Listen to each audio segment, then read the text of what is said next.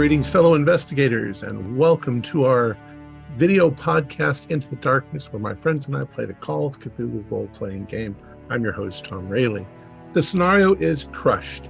It was written by Phil Anderson, and it's available in the Miskatonic repository at Drive-Thru RPG. Our game master is David Gassaway, and this is a one-shot. Before we start, I do want to remind our listeners that this August 18th through the 21st, a group of our players and GMs, including myself, will be attending Necronomicon 2022 in Providence, Rhode Island.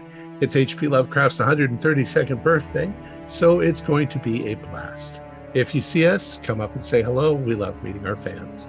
So without any further delay, let's begin our journey into the darkness. Dave?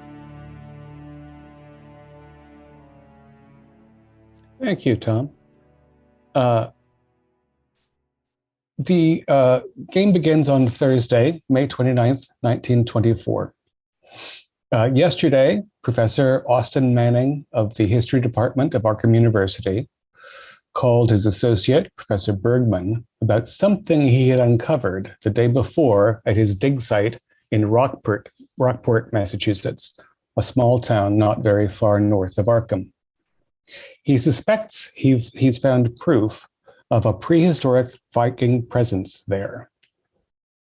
Professor Bergman naturally invited his colleague, Professor Dunleavy. They both brought in their assistant grad students.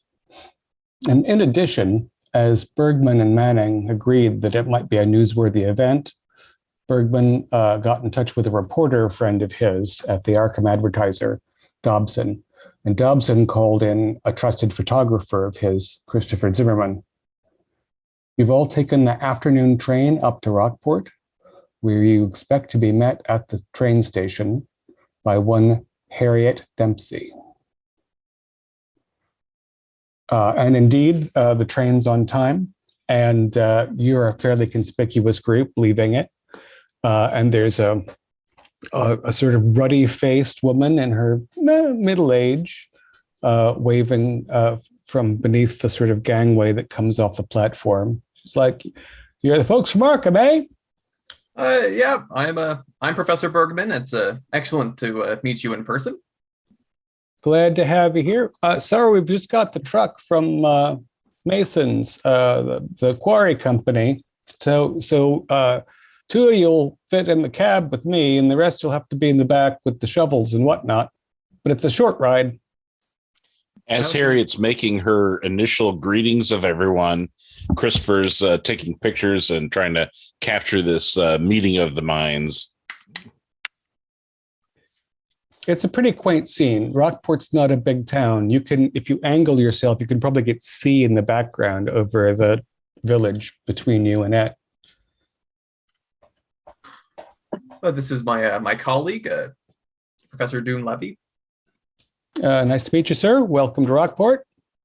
Thank you for the welcome. And I'm not used to cameras, so I kind of give like an awkward smile as I hold my hand out for the picture. Yeah. Oh, Professor Dunleavy, would you like me to run back and get you a cup of coffee? Yes. And get one for yourself, and I give him money for both. Thank you. Oh, Pat, could you give me one as well? Okay, I think I can juggle. Where's it going to run back to? All the way back to the university from here? Oh no, on the train they had a little coffee thing. Did they? Maybe at the station here you can get probably a. Oh yeah. This hour. So, professors, you must be quite excited about this. Oh yes, from what you were saying on the train, this might mean that the United States was discovered over 500 years before Christopher Columbus landed. It's been said before, but if we could get proof to that, it would be amazing and lucrative. Maybe a hat with the big horns on it. Well, whatever. That's actually inaccurate, but we'll talk about that on the way. Yes, whatever your ill-conceived notions there aside, Lanky. Having such a discovery to the name of Miskatonic and be a great honor for the school, and I'm just glad Manning thought of thought of us. So Now, I'm sorry, Miss, what was your name? I wanted to get the spelling of that down. Yeah. Oh, it's Dempsey with a P, Harriet. Harriet Dempsey. That's it. And what's your occupation, Miss? Well, I've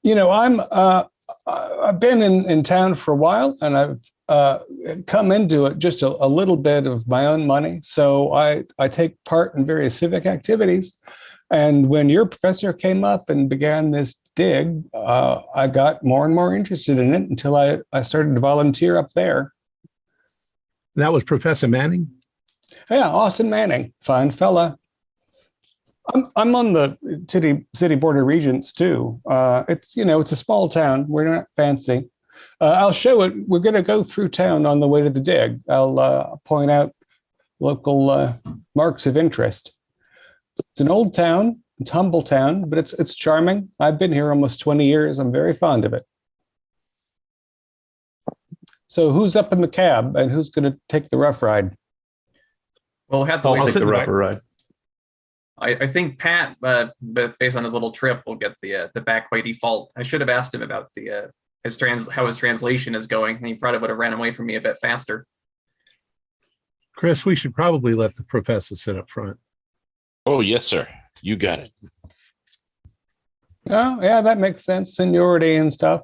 We've all been fancier academics. Although I can't say much photographer about the shock on this old truck. So keep your gear in tow. And Here so you go. Professor Dunleavy, Robert, here you go. Coffee's just like you like them. As usual, you are amazing. Thank you. Thanks, Professor. Thank you, Pat. Do you want we should wait a few minutes to drink those down? Because in the back of the truck, you're just going to scald yourself. It's going to fly around something fierce. Yeah, give him 5 minutes. Oh, yeah. I'm smoking a cigarette anyway. I want to. So up from here, you can see what, sir? No, I was just going to ask you. You said that the truck was from the quarry. Is that where this area was found? No. The professor is working a dig site up the hill a bit and south from there, more by the woods. But there's good equipment for digging and hauling material, and it's Mason, Fred Mason, who runs the quarry, and he's interested in doing local things that are good for the local economy and the name of Rockport. So we've got a truck from him and the like. He's hauled some stuff away because they've got. Well, you'll see it when you get there, but they had to move a bit of earth. Okay. Yeah. So you can see over there, out there, you can see the top of the lighthouse. That's the farthest point of Rockport. And we've got a couple of coves and bays, which is, we think, why there were settlers here so soon. Good oystering, good inlets for settling in a ship. The yacht club is north of town, where the houses are nicer, let's say, a little farther from the noise of the quarry. And the quarry is you can't really see it. You can see the wharf from here, but I'll take you through town and you can get an eye at the whole place. And she encourages you to pile in, and we'll have a little look at a map just for general purposes. Thank you, Miss. So it's a simple place. You can see over here is where you got off the train. And she could point through downtown, 2 church towers, that sort of thing, coves. Out here is the quarry. Oh, no, the quarry's closer in. And the lighthouse, farthest point out. And so we go down through town and then back up the hill through what's sort of fallow farmland and wood scrub to where Professor Manning settled on after a couple of spot checks, and he's been up here for a couple of years seasonally poking around, and this is the first time that he's been satisfied that he found something. And she points out, other things on the way through town, like the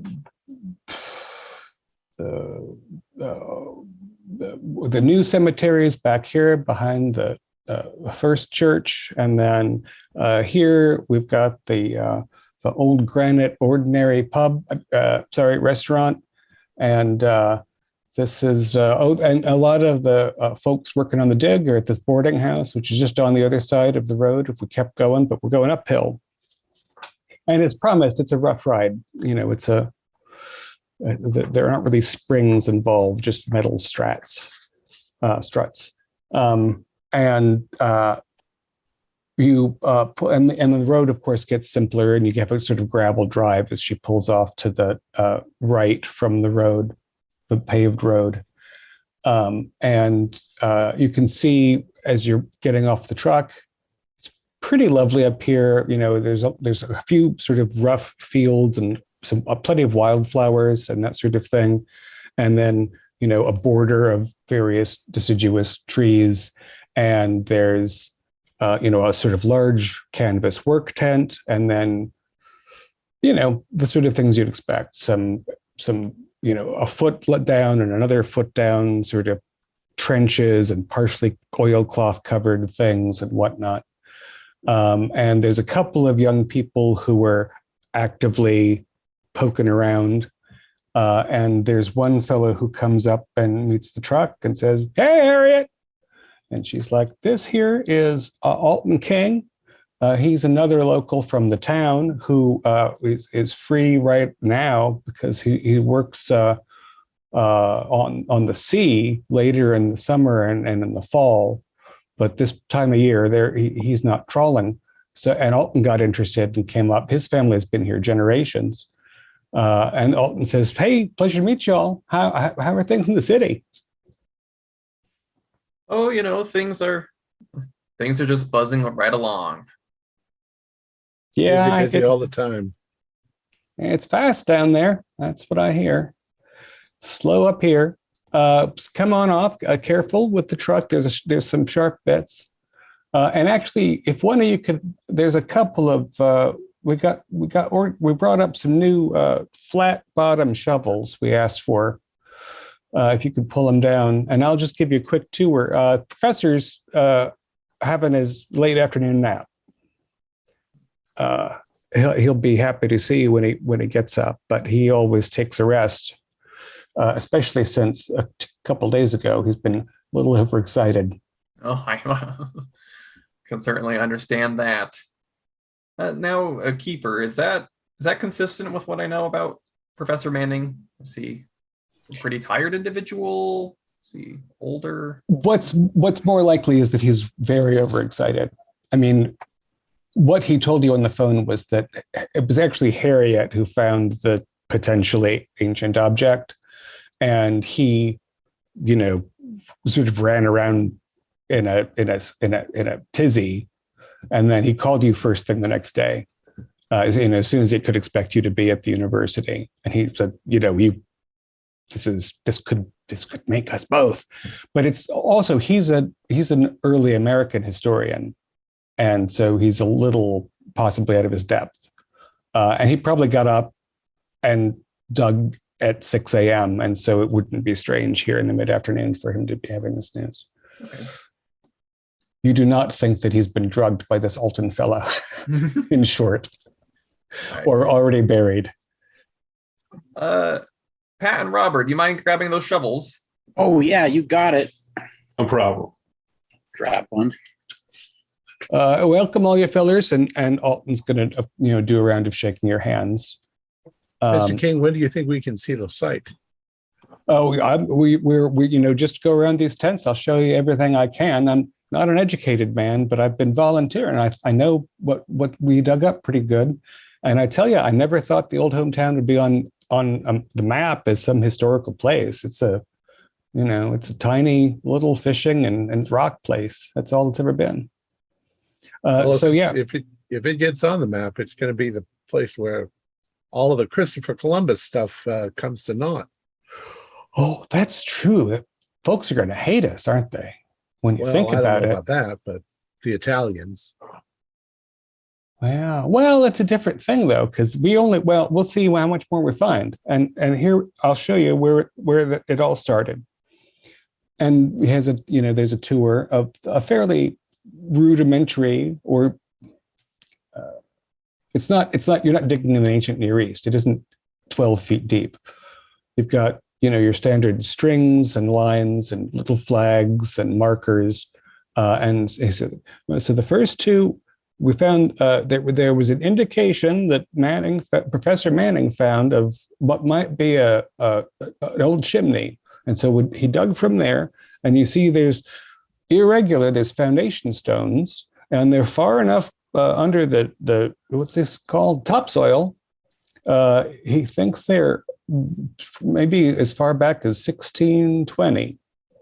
And then from the first foundation stone, there's another set over here. It's a little smaller, but Indians didn't build with stones like this. So even though the whole building's gone, he could tell. And he was also finding bits in the fire pit, but it wasn't a chimney. But anyway, so along this edge, then he found what seems to be the border of an old graveyard. And you can see that, he's got a couple of different rope lines heading off to show where he thinks maybe the boundaries of that are, but didn't find any headstones or anything. But we might as we dig. And so that's why he's got these oil tarps over a couple of areas here. And he was digging to find more about that. And then Harriet sort of butts in. It's like, and that's where the Indian stuff was. He calls it a midden. And you can see, and there's she pulls a tarp up, and there are layers of shells, and there's a little bit of pottery, and there's some bone, and it goes deeper. So this is where I was poking about. It seemed like even before any of the Puritans or whoever got here, the natives at least camped here in the season, and they'd throw their clam shells and oyster shells and things in a pile. And again, the professor can tell you. I mean, you all know, you're from the university, but it preserves things. And so he had a couple of us digging off on this corner of it. I think he kind of keeps us out of trouble too.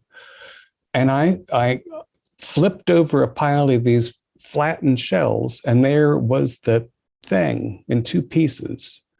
And it looks like nothing I've ever seen. Like, the big and funny stone, and I couldn't figure out what it was. So I hurried over to him, and you've never seen a man light up the way Professor Manning did.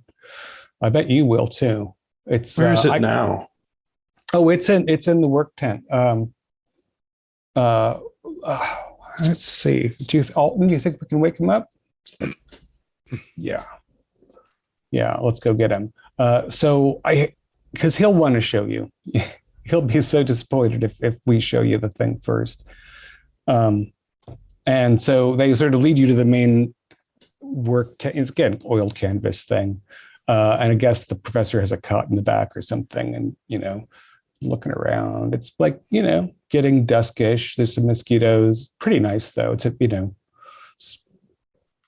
68, 69 degrees as the sun goes down over the hills behind you, and then Manning makes a grand entrance. And Bergman, I think you could say that he's pardon me for a moment. Someone chewing my microphone. Professor Manning, stop doing that. Manning, he obviously had somebody pressing his work clothes because he knew you guys were coming, and he just dressed up, and he comes out. It's like, gentlemen, so glad you could come. Manning, so glad for the invite. I think you will be. I honestly do. Yes, we'll take a couple of shots. The probably light is better. Perhaps I should bring it out. Yes, because the tent would just have oil. So, Well, I'm dying to see it. now I could be mistaken, and that's why we are keeping it small. I don't think I'm mistaken. I've even been trying to copy the root. You'll see it. And he hurries back out of the flap, and he comes back out again, and he's carrying an object. Good God, isn't that so? Jeepers, Professor. Yes, it is. It's very strange. Now, it was broken in half, and I plastered it together, but the plaster is easily removable. I just thought, and I was also trying to figure out what the runes are, but it's not my field. But I wanted you to see the whole piece. Can you? I guess. So, well, let's do a set of roles. Specialities in archaeology, anthropology, appraisal, geology, anything that I've got a regular pass on archaeology. Okay. Linguistics, sure. I'll take a linguistics role. A regular success in archaeology. Okay. So, and you, Patrick, Herrick worked with Bergman, right? I've worked with Professor Dunleavy. Right, and Herrick works with Bergman. Okay. So Herrick, what you feel confident to verify, even though maybe Bergman might be a little shocked. You can say with some confidence that the runes, those are runes, and that they are, of pre-Christian Norse period, roughly. So that would suggest, 900s, something like that. And Dunleavy, you got linguistics. Yeah, right? I wrote a 81, so that was a fail. Oh, right. Well, so you'll nod sagely at Robert Herrick's opinion. I nailed my appraise at a hard. Okay. So you recognize that the stone is not from anything like this part of the world, and that there are two periods of workmanship here.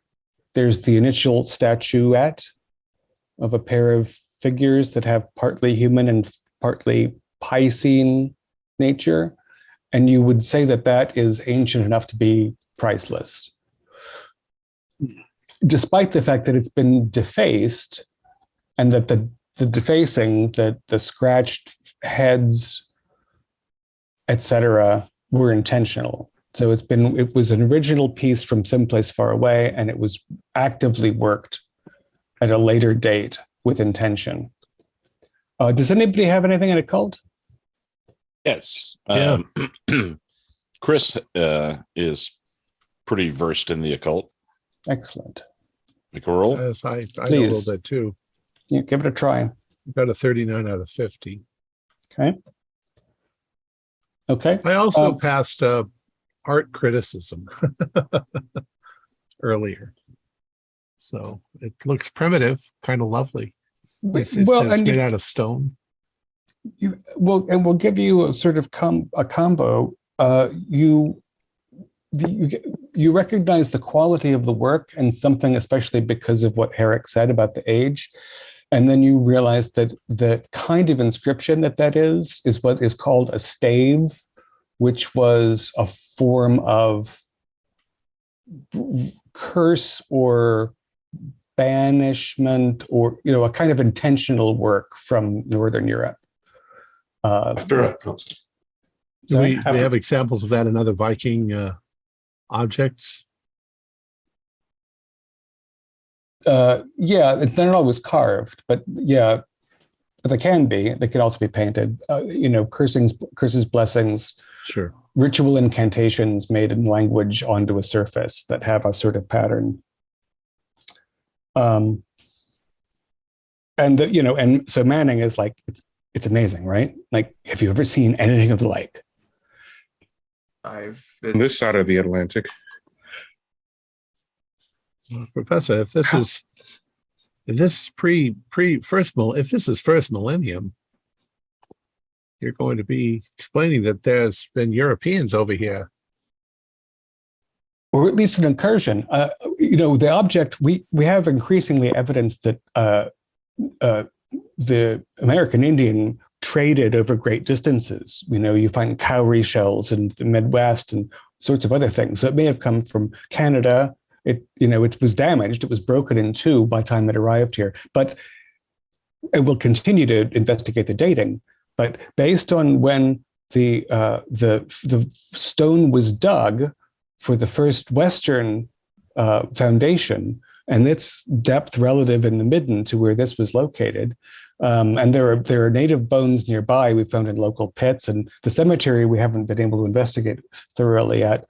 But we're going to have so much grant money if this is proven to be correct. What I need help with is seeing if we can actually translate what is written on this. And I've been trying to copy the runes out myself, but as you see, because of the breakage, some of them are interrupted. But I think, if you'll come inside, we'll get some Alton. Can we have a couple of pots of coffee?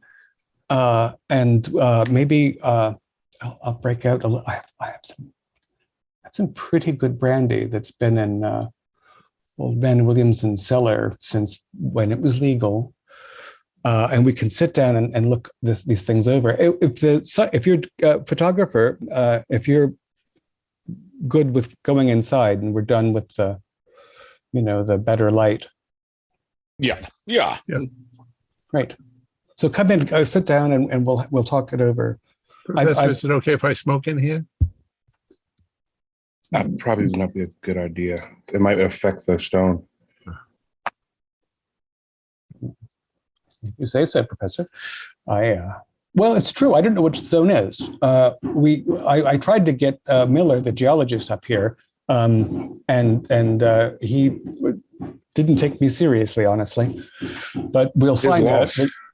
Yes. Well, and we're looking also because there are pieces missing, in addition to the band that mostly fits together. And we're still hoping to find the little pieces so it'll be easier to do chip tests and things. But come in. With my understanding of geology, would I be able to make out what the material was? You could certainly make an attempt. No. Yeah. You can concur with what's been said, that it's not local, and you do a little, just a ring scratch test, and it's very hard. What was used to make these incisions or to break it is, that was hard work.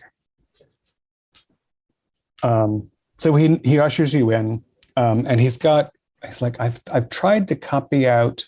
There's that emblem or whatever on the back, and the text as best as I can. And he shows you his notebook and his attempt at a rough phonetic translation. Looks like a fish to me. That's the symbol on the back of that idol. Yeah, it's like the Jesus fish or something. Well, that's the thing. It's it certainly has a broad Piscean shape. And again, I think you can see I tried to correct some of the runes that I think were broken, but the shape is, I don't know if it's also got. Well, I think you did an amazing job, Doctor, but from what I saw from your translation, one of the things that was mentioned was the Dwalra. And I think since that's mentioned, it might be a good idea to put some extra resources at the graveyard with that in mind. Well, that's one of the words that I could sound out, but I wasn't sure what the implication was. Is it like dragon? No, it's more of a like a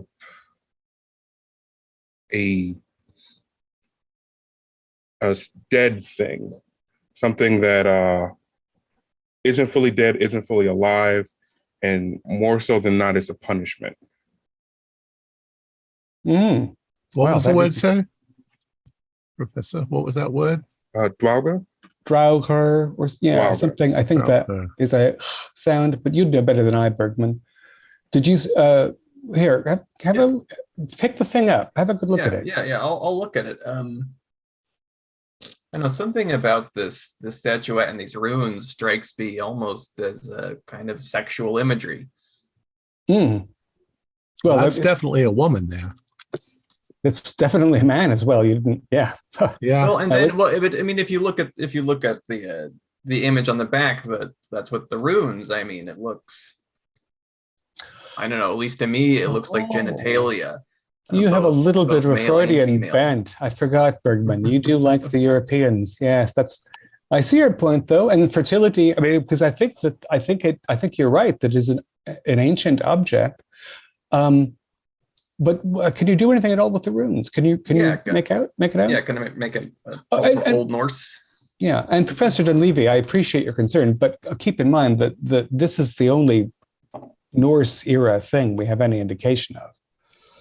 So 26 is a hard success on Old Norse, uh, and it's passes Swedish as well. That counts for anything. so you're going to start sounding that out, and then crossing your eyes a little bit meditatively, and you can translate it roughly into this. Storm-racked sea, sailor's path, Marminil, sailor's bane, Draugr wake, come and fight, strike and slay, sailor's foe. Oh, yeah, so I got part. Yeah, Marminil, Marmen. I wish I had remembered. If I'd thought I'd find this, I would have brought up something on Norse. Keeper, could I make a roll, history roll, to see if I could recall that name and anything else? Please do. And occult rolls are welcome again. Ooh. Okay.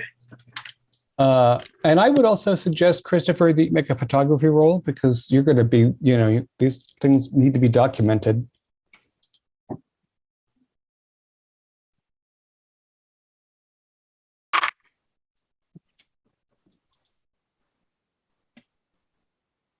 That is an extreme success. Rolled a 7. For the history part, yeah. Yes. Good. Wow, that is it. Yeah, okay. Christopher, other occult rollers? My Christopher's occult roll was a 0 and a 0 and a 0. So you're pretty sure that Marminil is a princess. Yes, a Disney princess. And the photography roll, I may have overexposed some of the film. While not as bad as my occult roll, was not a success. So I have that going for me. Good to know.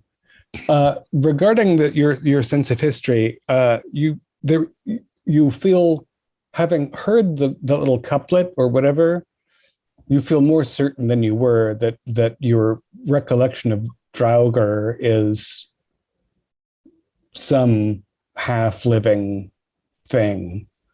Go ahead. That word also kind of bothered me when I heard it, but I was thinking something more along the lines of Wagnerian opera, like the Nibelung, the dwarvish people that live under the ground. I think they're called That isn't what the Dwarven. Dwalga. Yeah, the Dwalga that it is undead. A lot of times they were used to, at least in mythology, to guard treasure and things of Right. importance, or people of importance, or locations of importance.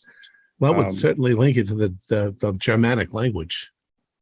Definitely. Have I read any like Icelandic sagas that talk about any of these names? I think you were a bit shocked by this artifact and the incongruity of the ancientness of it, and the non-Nordic sort of statuary. It looks nothing Right, like. so it's as if somebody pre-Christian Norse found this object, but that object was older than they were. And now that you're like relaxing from the shock of that, you're certain that Dunleavy is right about the Draucher being sort of revenants of some kind, and you guys are talking excitedly, and Dunleavy's like, and Mermanil also reminds me of something, and it's, you realize that it's roughly cognative merman. Like it's a sea mer man il. It's about sea creatures, which makes sense given the nature of the statuary. I would like you all to do listen rolls, and we're looking for a degree of success. 21 out of 25. Okay, Standard. So I just made it. Standard success. Failure. Normal. Standard. I will spend 2 luck to make that a standard success with your permission. You don't bother if you've got a couple standards. Okay. Nobody got hard? I'll spend 2 luck and make it a hard. Okay. Since you guys have been talking excitedly about the discovery, the statue's been set back on the table behind you. You're not waving it around in the air like fools. Right. Those of you who made a regular success, you hear something like a landslide, but it's not, the ground isn't shaking. It's just like a lot of tumbling noise. It's kind of sudden and odd. It's as though somebody had pulled a stone out of a rough hillside 50 feet away and some rock had tumbled down. Just curious. Do we have a direction on this? Outside the tent. Okay. Because you're not going to, you're pretty close to the front of the tent, the table and whatever. The hard success, you hear a little curious sort of crackle sound. And you turn around and the statue is on the work table where it was, but the plaster's fallen off it. The plaster is scattered around next to it on the table, and the statue is not cracked or dented. It's still got the runes on it and the scratches, but it's one piece. The stone is sealed, and it's rimed with frost. There's a white sheen with the thing. So it's healed itself, God. is what you're saying? Lanky, look. Yeah, it's healed itself. I'm gonna make a photography roll, see if I can capture this. You get that, but actually, before you roll that, or take that roll that you just made, because everybody who turns to look at the stone statue healing itself has to roll sand. Oh, jeez. How much do you lose? It's 1d3 if you don't make it. It's 1 if you do. Well, I missed my sanity roll by 1, so I will be taking 1d3. 2 I passed. And I'm losing 3 in typical me rolling sanity fashion, maximum possible all the time. But Professor, could the material have caused this? I'm not sure. Could it be magnetic? I don't think smoking's gonna hurt it at all. At this point, I don't think so either. Does I'm not an expert in any way. I'm just a reporter here, but does the overall feel of the thing have kind of a Polynesian feel? Mermaids, and it's like the stuff you'd see on one of those, little bars where. And as Lanky considers this, you hear a piercing scream from somewhere outside the tent. It's not. So I will You heard the dash piercing out scream. of the tent. My God. I'll follow the professor. You rush through the flap of the tent. It's twilight now. Again, it would be lovely, but your eyes adjust because you were just in lamplight. This is obviously clearly a strange scent, and you are looking at a a group of things. They're bigger than normal humans, and they're sort of, there's a rough semicircle of, say, 6 of them within 15 feet of the tent. They're shaped wrong. Most of them are naked. Some of them have tatters of sort of night clothes coming, like they're still on their shoulders. They range in color from a dark powder blue to a very dark blueberry color on their skin. They don't have necessarily the right number of fingers or the right number of joints in their limbs, and their eyes are brighter than they're the brightest thing outside. They're like little embers, and they're sort of sucking at the night air in a sort of searching way. And you hear there's some like more yelling, and Harriet's screaming. You turn because she's somewhat recognizable, and you see Alton is being attacked by one of these things. And in fact, it's even bigger than the others. The ones in front of you are all, 6 or 7 feet tall, and even though their bodies are weird, they're strong looking. But this thing is huge. It's, it's 10 or 12 feet tall, and it's bearing down on Alton, who's got a shovel between, like he was trying to fend it off. And as you watch, the thing sort of collapses on him, and you can hear this grinding of bone, and Alton's last cry as all the air is squeezed out of him and his bones are crushed. So we'll be considering sanity again. And that's 2 if 100. 2d6. I mean, sorry, 1d6 plus 2, but still. Hey-hoo. So 8. Is there right. Right. Is there a loss if you pass? 2, please. 2 if you pass.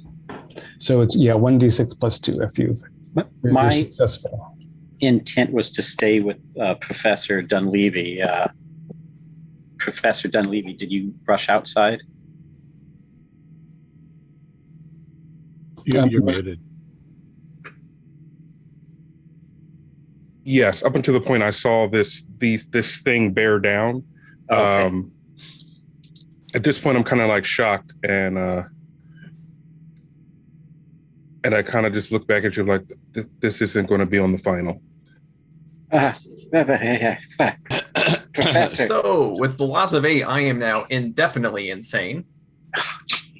Jesus. So off to a wonderful get going here. So I'm in the same boat. I lost Okay. 7.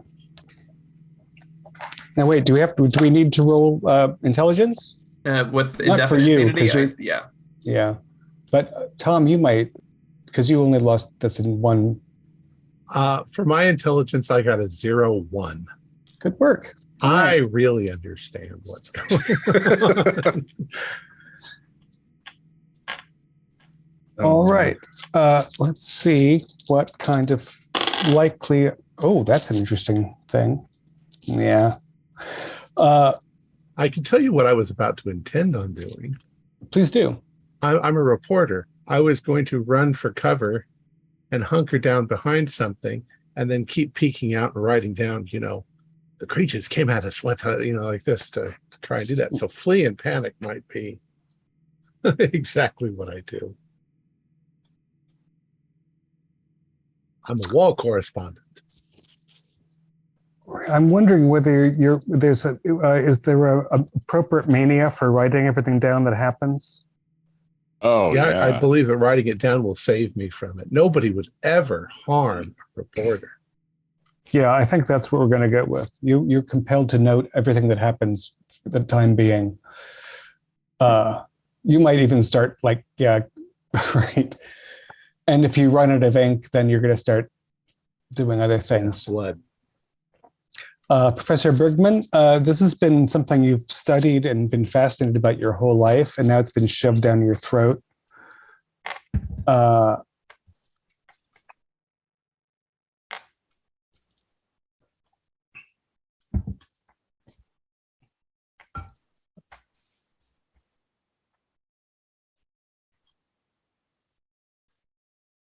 Yeah, I think it's clear enough on some level that these are Draugr that will give you necrophobia, a fear of dead things.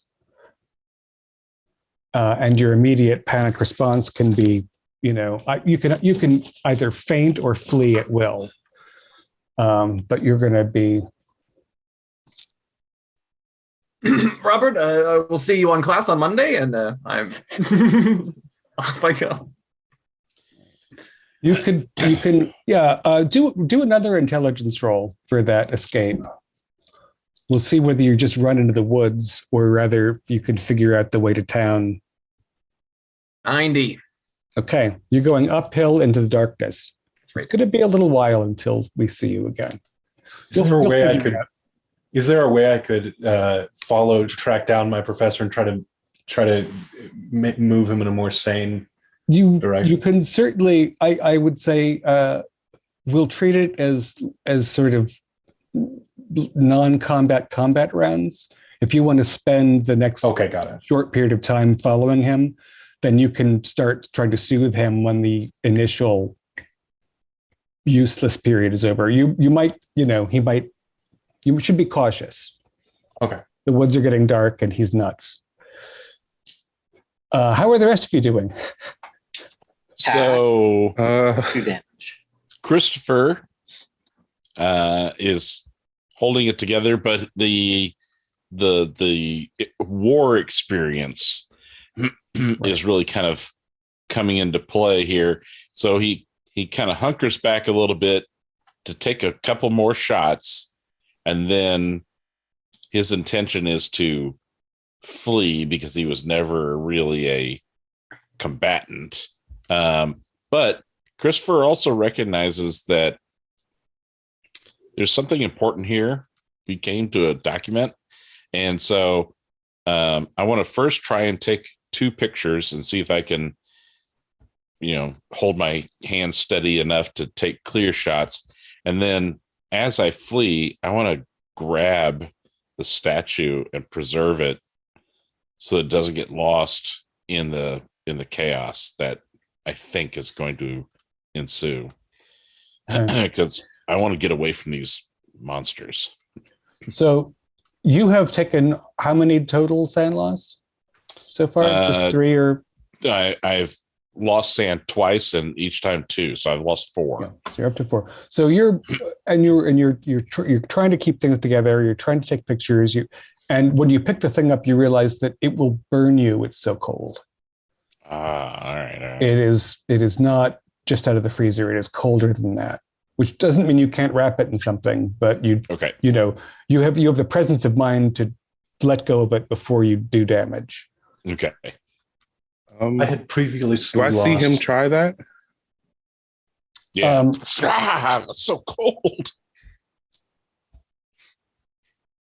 It depends on how fast you got away or backed away. Sure, you can be aware of that. Yeah. So we're still in the tent. We're kind of, some of us have left the tent, but right. Those who backed into the tent.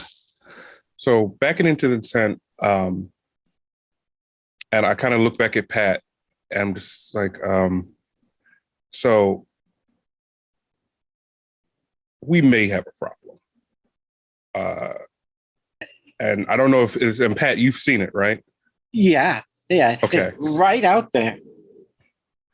Okay. So I'm going to need you to remember everything you know about Norse mythology right now. I need you to start thinking about it. when looking around, do I see any of those oil tarps like they were using to cover some of the sites here, or anything, any type of fabric that's lying around? This is the work tent. There is no shortage of small and large oilcloths, bits of canvas, wooden crates of various sizes, that old wooden Excelsior. A satchel? Both of you could do a listen roll Sure.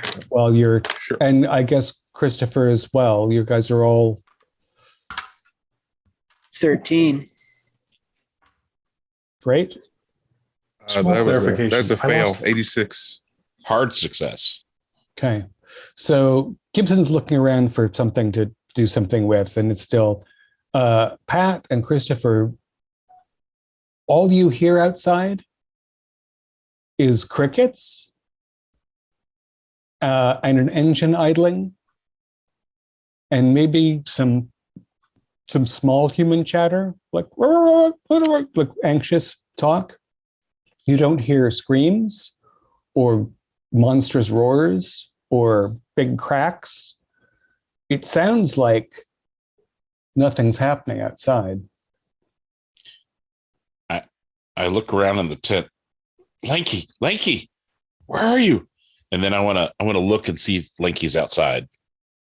Yeah, Lanky's backed up to a tree not far from the front of the tent, and he's been watching the whole scene. And what he has seen is two of the university kids and your hostess, Harriet Dempsey, are in the truck, sort of looking around anxiously. He watched 5 of the blue mutant things look around and then just turn and walk away, sort of toward the northeast. So I didn't see him Slumped crush off. the guy. You lost your mind after he was crushed. Oh yeah. And actually, if anybody can read his notes, why don't you try? If you can get a hold of Lanky. Back off. Only Lanky saw what was next. Oh, Lanky. but yeah, go ahead and have a look around if you Where'd want. they go? Where'd they go? Christopher kept coming up and asking me where'd they go. I continued writing down everything that I was. Snap out of it, man. Christopher grabbed a hold of Lanky and started shaking him and slapping him in the face. Inducing a further indefinite insanity. No! It's- Snap out of What it. the hell happened? Where am I? She's stressed. Filled Look up like around. 14 pages. Matthew Bergman, what's your constitution like? Oh, it's a cool 45. Great. Roll that baby. 16. That's a hard Fantastic. success. That means that you tired out your grad student before you staggered to the base of a tree in the increasingly darkened woods. And you didn't have a heart attack, because if you'd had another one of your triple zeros, Yeah. they'd be carting you off. So, Keeper, are we saying yes. that what I saw now, it didn't happen and my book is full of scribbles? Or... No, you're probably not able to remember what you wrote down, because it was a direct loop Right. from sensory to pencil while you were hiding from reality. So you're starting to breathe again, and we can flip through. It's going to be hard to read, but you've got what you saw. And as people start to explore, you'll find that it matches. I see. The place is clear. Harriet eventually gave up on you guys and drove away. There are 2 corpses that are new. Alton's crushed, and Okay. another person that you don't recognize. The other thing that you witnessed is that the big blue monster that crushed him has deflated and is basically a loose sack of old bones. The monster isn't still there, but the crushed bleeding, Corpses. cooling body is there. And there's one other, but there were at least 10 people outside the tent, and they all fled, and the other monsters went away. And Chris. Harriet jumped in the truck. Harriet's waited in the truck for you guys and called out, but eventually fled the scene. There is another vehicle. She just took the, escapees. So you guys might be able to get a car if you want to leave. Chris, let's So go am I back to where correct? the others are. Did I get lost trying to find the Professor Bergman, or am I just where am I? He Oh, wasn't. okay. No, he should have tired out sooner than he did, and instead Okay. he gave you a merry chase through the woods. Oh, got it. And then when he finally slumped against a tree and started breathing again, you sort of, gave him a little. Now, Robert, I appreciate your devotion to academia, but my office hours are clearly posted in the syllabus. Professor, Now is not a good time. we're gonna get you back to the rest of them. Let's. If you remember, a preliminary progress on your translation is due on Monday. I know. I'm gonna Excuse try to me, get I it have done. to get back to grading these papers real quick. I just need I just need you for one moment. We're just gonna go back to Professor Dunleavy, and we're just gonna take you to him. Does that sound good? Well, I would hate to turn away such a devoted young student, so I suppose I could spare some time. I try to guide him back to the. Yeah, I think it's fair. If you had great psychology, then it would be fun to make your roll for psychology, but you probably don't. And so we're 25. We're just going to let that role play stand as how things move forward. He's got a phobia anyway. So there's a gradual reconvening, right? Pat helps Professor Dunleavy figure out a way to put the object in a way that could be carried. Pat and Christopher find a way to carry the object without burning their hands. And, you try to read Lanky's notes and you can look at the evidence on the scene. And the other thing that's obvious as you look at the dead bodies that are new and the dead bodies that are old is that unexcavated cemetery or gravesite, there's a lot of holes in it. It wasn't 6 or 8 things that came out of the cemetery. It's about 100. Like holes big enough for a person to climb out. Holes that at least a person came out of. It wasn't there. They had to come up a lot, and it wasn't clean. But the rumbling sound earlier that was like a rock slide was a mass exodus from the local burial ground. And around the time you guys are calm enough and have looked around and the moon's rising, who's carrying the figure and in what sort of configuration? Wrapped in the towels and then put that inside a satchel. If I'll have it slung over, if that's okay, unless Professor Dunleavy wanted to carry it. I think I would want to carry it.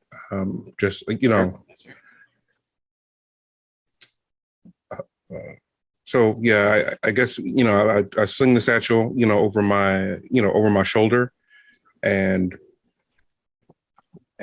so I'm looking out the tent and I can see these holes now because of the moonlight.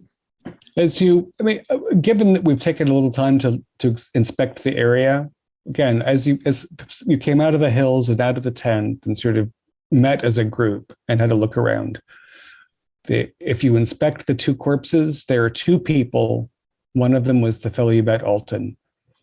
The other one was also crushed. So their body is bruised and diminished, and there's some bones poking out. And then on top of it is lying a desiccated old corpse, or just next to it. Dear God, Professor, look at all the holes out there. There could be so many more than just the ones we saw. Yeah, more than we can handle. We have to get out of here.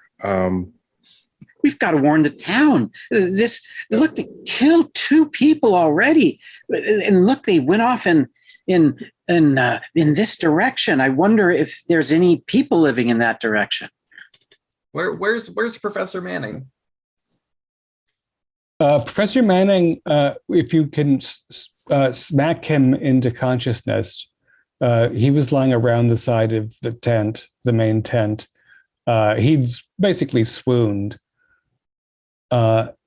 His only response is, it makes no, it can't, I don't, it couldn't, I don't, it's, did you? I'll slap him. Just like, snap out of it. We got to get out of here. Oh, 1920s psychology. Oh, Dunleavy. Oh, did you see it? Did you see them? They just walked away. I saw it. We need to find a way out of here. I tried to stop one. I after Alton, I tried, and he just flung me off, and he didn't look back. They just all walked toward town. I can't. Calm down. We got to get out of here. Come on. And I'll kind of put my arm around him and, kind of try to lift him up and walk him back to the tent. And I'll get him a little shot of that beverage that he had that he cracked open for us, and just give him like a little shot. Here, Professor, try this. Oh. Great idea, Pat. Drink up, Professor. That'll help you with your nerves. Yeah. So, professors, in your professional opinion, do you think those were the Daruga? From what I have read in passing, yes, it seems pretty accurate. And is it normal for them to all come back to life and attack people? It's not normal for them to come back at all. Hence the problem. Mythological. They don't even exist. It's not a real. Yes, we always thought it was like a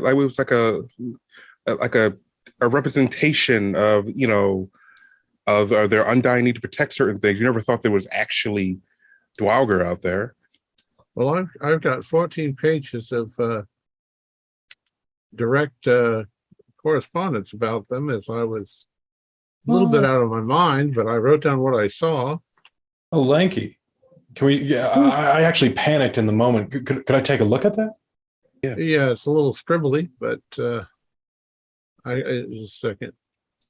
Robert, the grad student, wanted to see my notes, so I let him take a look. Professor Manning, having sort of, shrugged himself into a little bit of coherence, walks over and looks at the body that isn't of Alton's, and he says, "Oh, that's Medford King. That's Alton's cousin. That was Alton's cousin. Alton brought him in. Huh."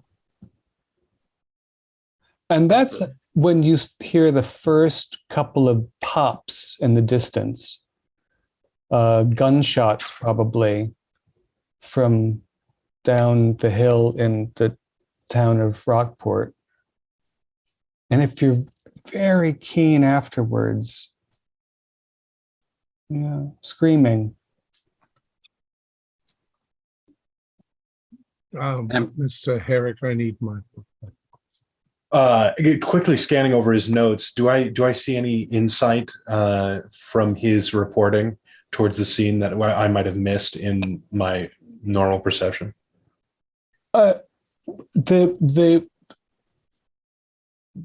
only thing I believe that he caught as a purely observational character was that the creatures seemed to be sensing kind of olfactorily, a little bit like cats, and that they only attacked 2 people out of the dozen that were here. And then when Alton was dead, they turned as a group and walked away. A Cousins. perceptive man, like. So I'll kind of turn to Pat, and so we kind of realized that they only attacked 2 people, and after that they walked away. I'll ask, like, hey Pat, come here for a second. I know it's going to be disgusting, but let's search these bodies and let's see if there has to be a reason why they were the only ones attacked. Because the Professor Manning said he tried to stop one, and instead of killing him, it just knocked him out of the way. Good point here. I'll start going Medford. I'll take a look at Medford. So I'll kneel down and start looking around. And Robert, you were saying something. Do you remember your thought? I lost my train of thought. He was looking over my notes. Christopher leans into Lanky and says, did I hear that Professor Manning right? Is there some reason you think that the 2 people that were killed were family? I can't offer my opinion. I just report the facts, sir. I'm going to try and capture more. That's bloody. You're never going to be able to use those bloody photographs in the newspaper. Have you not? Hey, actually, it is a good question. Chris, when you took that picture, did they look at you or turn towards you or come at you? I mean, you were the most obvious target with a big, bright, flashy bulb. No one seemed to. I took my pictures and ran, but no one chased me. So, can I have my book back? Thank you. So, in your opinion, because the 2 fellows were related in some way, this might have something more to do with the particular bloodline, maybe? The sound of violence in the town of Rockport has increased. The road on the old truck from when you turned out of downtown took you about 3 minutes, but walking would probably take longer. There's still a truck here. Yeah, is there still a vehicle? There's a wagon that you could all get in. Do we want to go to town? There's people that are in trouble. Maybe we could help. And how, in your opinion, Pat, are we going to help them? Do you have a gun? Lanky, we could be the first ones there to capture it and report it for the papers. Well, I feel safe there, quite safe. I'm quite immune to their attacks, but not sure about the rest of you. Can I I'm kind of attached to you, Zimmerman. Ask you for occult rolls again? Nope. And Keeper, do we realize that this all started after we translated that thing in English? May I spend 4 luck to succeed the occult roll? Well, Stu has got one that he's excited about. Yeah, my occult's 5. I rolled a 3. That's exciting. We should do that. Actually, why don't you spend 2 to make it extreme, and then it'll cost you something. Okay. And you'll spare the poor grad student. And Professor Dunleavy, you did realize that. We don't need an idea roll. It might have taken a little while because of shock. And also, even though it's insulated, you're wearing it, and you can hear as there are screams in the town of Rockport that thing is making sort of crackling noises, and it just gets colder. And Pat, what your flash is, the thing healed. The thing became whole when that curse was announced, and then things started to go awry. So if that thing wasn't whole, and somebody went to a lot of trouble to break that thing too many hundreds or thousands of years ago. So maybe that artifact is necessary for what's going on. Yeah, I just verbatim relay that to everybody. You saying I recited a spell, Pat? It makes sense. It fits. It just do you see it? Right. But think about the words. We basically told them to get up and slay the sailor's foe. So what? They were fishermen. Anton was a fisherman. Why would they kill a fisherman? He's a sailor. Well, maybe there's more answers in town. I mean, What's a sailor's foe? A sailor's foe is what, a pirate? sailor's foe could be anything. It could be some type of sea creature. It could be like a sea serpent or a sea monster. It could be, I mean, some people would consider like sirens or mer people to be a sailor's foe. Mer people. You got your little statues of mer people there. Oh, look, maybe it just. I don't know. Can I see that statuette real quick? Yeah. So I'll take it back to the table that we were examining on originally, and I'll kind of unwrap it so he can see it. Okay. Excellent. I'm going to hit it with a shovel. It's a little hard to unwrap because it's frozen all the material around it to itself. Oh, can I attempt to intervene? If he's going to try to smash it, I would like to stop him. Let's grapple. Yeah. Well, first of all, there's the problem of getting it unwrapped because the oilcloth is frozen hard around it. It's going to take a minute or two to find some work gloves, and maybe you get a little pick under there and start to unwrap it. It's so cold that you can feel it at a distance of a few feet. And it's finally clear, and it's again rhymed with frost. And you want to have an argument about whether to shovel it? I mean, argument's an interesting word. I'm trying to smash it with a shovel. Argument is a strong word. I would definitely like to stop him. Once I see his intention, if I can see his intention in time. And I want to capture the melee. The professors all turn on one another as they look at the statue. And, It's primarily Robert and Gibson trying to stop him. Is that correct? Yes. I guess I'm right next to it, and Gibson is like on the other side, and we just we happen to turn and see him come with the shovel, and I guess we're going to try to stop him. Okay, we'll do a grapple then. Dex, please. Okay. Right for an old man. That's a fail. 79. Could I spend 10 luck to make that a hard success? Not in combat now. No problem. Okay. I failed. So that was a 40 under 60. Yeah, but you had no success to oppose you. So yeah, you sort of reach up and tap the shovel, and he's already overbalanced. So you sort of bring it back, and he goes, wah, wah, wah. So I'm just like, if you excuse me, Dunleavy, I've come up with the brand new test to learn some new things about this artifact. If you will please let me conduct them. I'm just for like, knowledge, of course. Professor, you need to calm down. Can I I don't want to hurt him. Can I forcibly but lightly put him to the ground? I think that that grapple allowed you, with his failure and your success, that you can seat him without damaging him, which you were not trying to. There's another series of pops in the distance. There's clearly like some mayhem down in Rockport, and the unwrapped statue sitting on the table, there's a little sort of sparkly blue sizzle through it, and you can feel the air in the tent get colder. Maybe Professor Bergman's right. That thing's just no good. Things are really bad coming from this.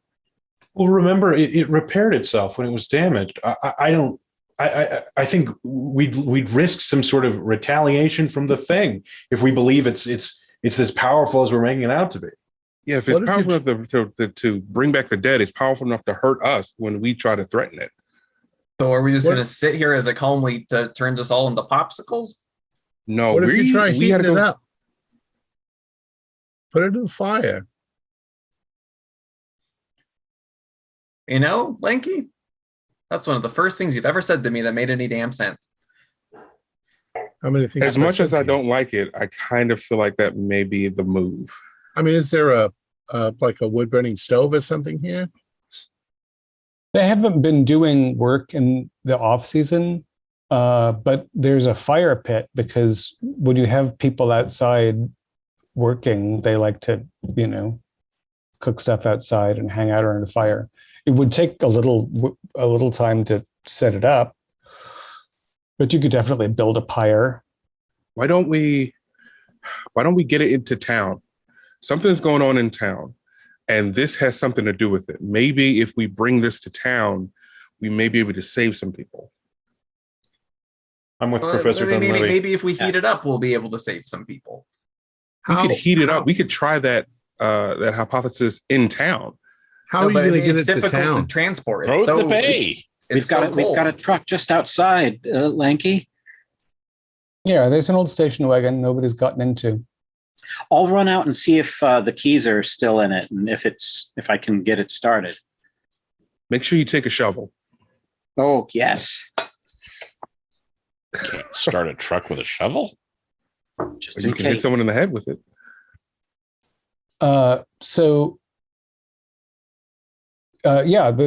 This little station wagon starts fine. It might have belonged to the other king cousin. So I'll pull the car up right outside the tent. So when we're ready, we can go. There. It's ready to go.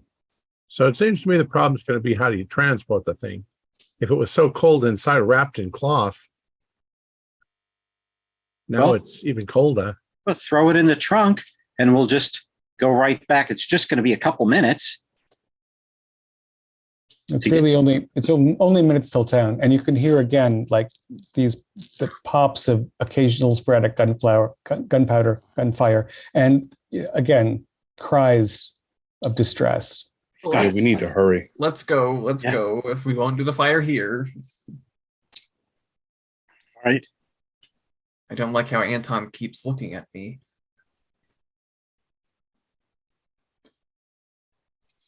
All right, Alton, let's go. but yes. All right. So I guess, are we all jumping in the car?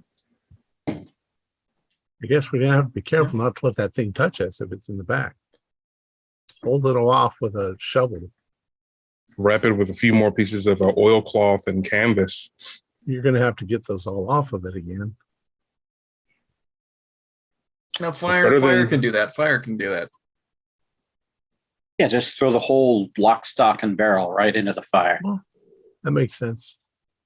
The oilcloth should go up like a furnace. Yeah. As your Pat is going to be driving, you guys pile in two more into the front seat, two in the back seat, leave the chilling object behind you. As you pull on the road toward Rockport proper, you can see, the lighthouse in the distance. There's a couple of fires though, and you also see the quarry, which is the biggest business in town these days since fishing declined. So roll idea. Everyone? Yeah. 92. Roll in the car. 74. I'm having no ideas today. 000 is bad, right? Oh, It is bad. Okay. That's when Professor Dunleavy licks the statue. that's the third 000 this. Really had Jeez. some amazing rolls tonight. You guys are gangbusters. Overachievers. Had a bunch of 000s yesterday. Robert, also failure? I failed. Yeah. Yeah. Okay. Nobody had any ideas. You're cruising to town. Nope. So That's interesting. as you get closer to town, you see a couple of dead bodies on the way, and Matthew has to roll to not freak out. Are they crushed? Are they dead by virtue of being smashed? They're almost always in pairs, one crushed and one desiccated next to or on top of it. Huh. Well, I am freaking out. Okay. 56 was too high a roll for my current power and sanity. Lanky, it's looking like these monsters. They're crushing people, and then the monsters are just like evaporating or dying or something. It's turning into a pile of goo. Hey, Keepa. Yeah. I think I might have just had the idea that we rolled for and didn't have. Sometimes the soul takes a while to reach down into the body. So as we're driving, I say to everybody, I say, hey, the quarry, I bet they have rock crushing equipment. You could toss that statue in a rock crusher. Okay. Just that's And if that doesn't work, we can use dynamite. And even as Lanky is saying that, the rank smell of urine fills the vehicle. And it takes a moment, and then everyone turns to Professor Bergman, who's weeping quietly. Bergman, remember, they didn't come for you in the first camp. They didn't come for you. They had very specific targets. They're dead. They shouldn't be left out like that. They're looking at me, Robert. Does anybody else have them look at me? And Robert, we know, has 25 in psychology. Anybody else got a soothing idea for Professor Bergman? Sure. I have a 20 in psychology. I could give it a go. You could all try. He's not going to get much worse. Oh, yeah. So Professor, I have a hard success. Let me roll to see. Dr. Bergman, it's gonna be all right. Is this all your fault? Yes, but it can be fixed. It will be okay. I roll. Yes. I roll a 000, so I'm just going to scream in the doctor's face. Okay. Apparently. Right. Luckily, you were in the back seat. And also, it turned out that what Matthew needed was some very tough love from the German, whose cruelly sharp approach to the reality of the situation gave you a sense of purpose, because you do have to fix it. You can't see any more dead bodies. You've seen enough dead bodies today. This has to stop. And you're right, Lanky. The quarry will be much better than my shovel approach. Let's go to the quarry. Hey, you can always throw it into the bay if you have to. So I'll increase the whole bay. So you're zooming into town as best you can. Of course, there's stuff like bodies now on the street to avoid, and some crashed cars. And you have to stop before you can. The street becomes impassable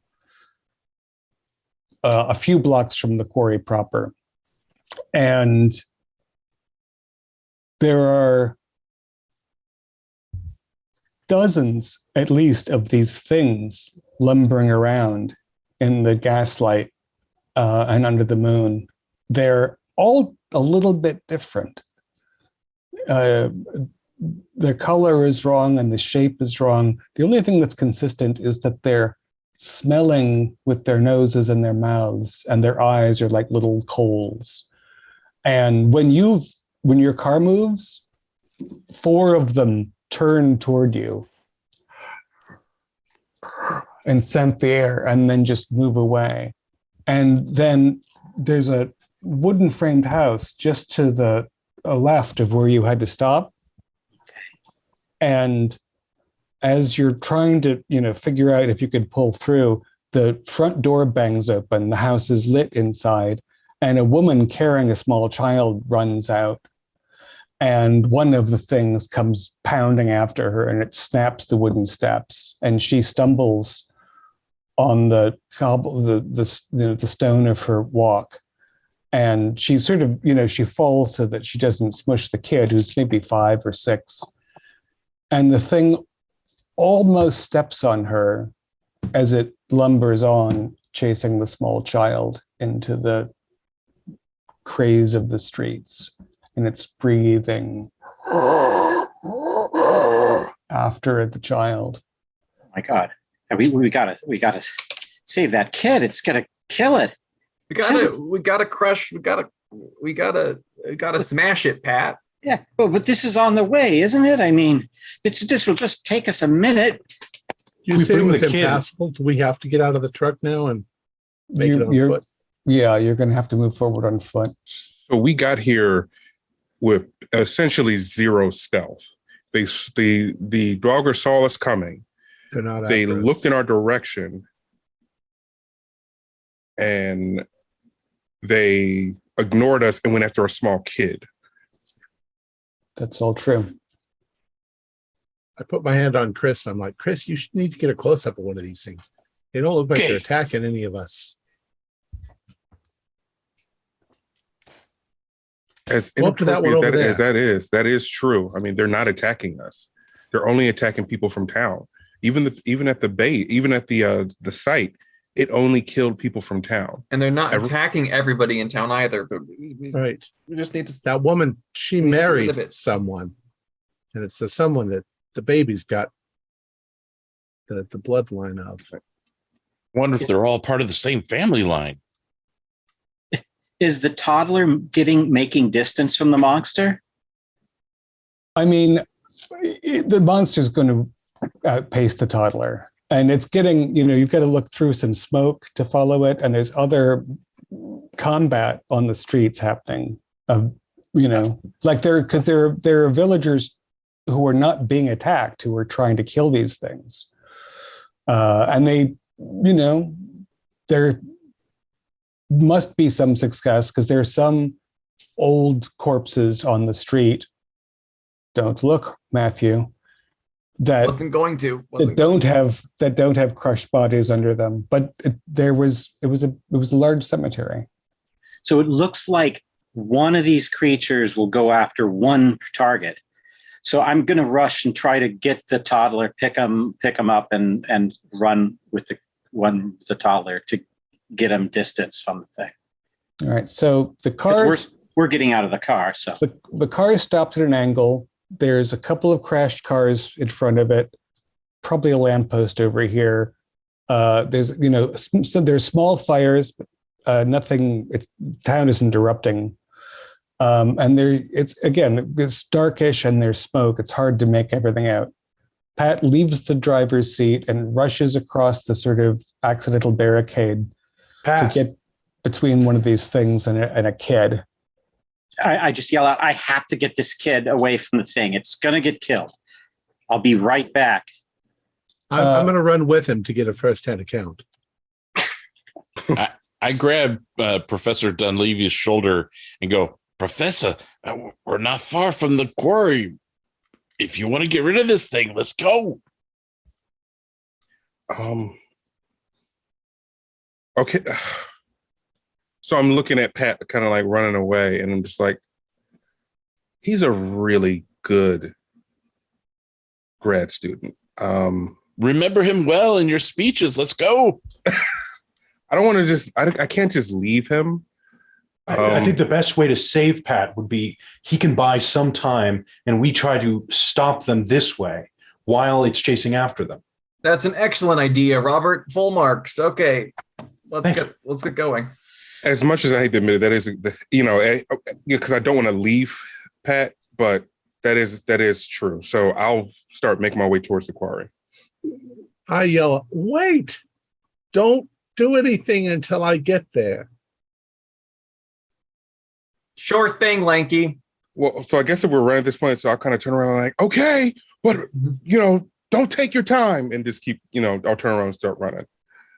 So Pat, how do you spell your last name again? So yeah. Lanky has a dex limitation and that it's hard to write and run. Yeah. Pat, the downtown streets of Rockport are slightly paved over cobblestone, so they're hard to run on. Oh. I'd like you to roll luck for me. I know you've got a lot of luck. Oh yeah, I'm super dexterous. Good. But it's luck, not dex. Okay. Yeah. Oh my gosh, I got another 0-2. 002. So you're looking at the wreckage of a New England street. You have no trouble catching up with this thing, but this thing is not going to have a hard time catching up with a small kid with a hurt knee. What do you find on the wreckage of a New England street that you can use to try to attack a 7-foot tall, dark blue, misshapen thing with like a little bit of an extra hand coming out of one of the arms that's lumbering up to this child? The creature's right pretty much on top of the little kid? The creature's catching up to the kid, but you're catching up to the creature. Okay, so let's see. So as I'm going, if it's going to be that close, then I'll look for like good size fallen branches, or if I'm passing a car or whatever. It's in town, so you can hope for more mechanical apparatus. In fact, people have been in pitched battle, so there's stuff around. Oh, yeah. So like if there's a baseball bat or a crowbar, maybe another shovel or something like that. Yeah, or you could have actually run with the shovel. Yeah, given that you had it.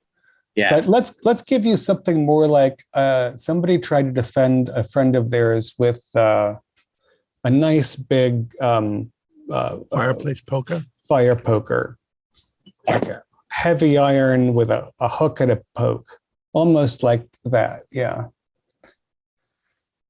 And it's behind you, and as you're behind it, it's completely unaware of you. So you get a surprise attack. Ah! So roll that attack. Okay, I am not really cut out to be an attack kind of guy. Oh wait, oh come on, be nice to me. Oh, 40 out of 45, it's a hit. There you go. Pat Fornia flew through the air with a weapon in his hand, brought it down upon the head of the strange Jawaka. Where were you gonna go? Back at the skull, back at the shoulder, gut? What were you looking for? Let's see. So if I'd be kind of coming from its flank, I guess maybe try to like the temple of it. Land something right in there. I'm sorry, and what did you roll again? I rolled a regular hit. Standard. All right. Can I put luck into it to push it to a? No, it's pure combat. But again, he wasn't trying to get out of the way. What the heck? Why don't you take a bonus die on that? Oh wow! Thank you. And that's the re-roll of the D10 die. Okay. Right. No, that didn't work. The didn't help. Didn't help. Okay. What is that? Is that a 2d8 sort of impaling bludgeon?